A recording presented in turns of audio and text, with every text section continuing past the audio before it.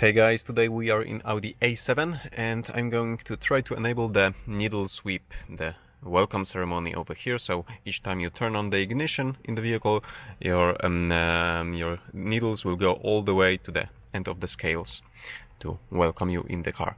So here's OBDeleven, which is already connected to the car. I'm going to enter list of all modules, and now I'm looking for module number 17, which is over here. It's called dashboard or instrument cluster, and we are going to enter long coding.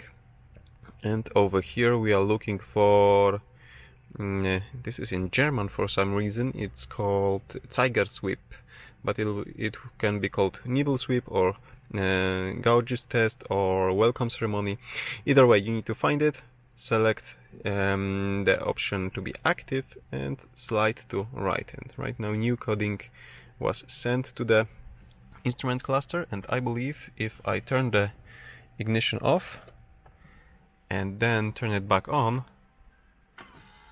we should see needle sweep. Okay, so that's it. Thank you for watching. Give me thumbs up if you like this simple tutorial and subscribe for future ones. See you soon.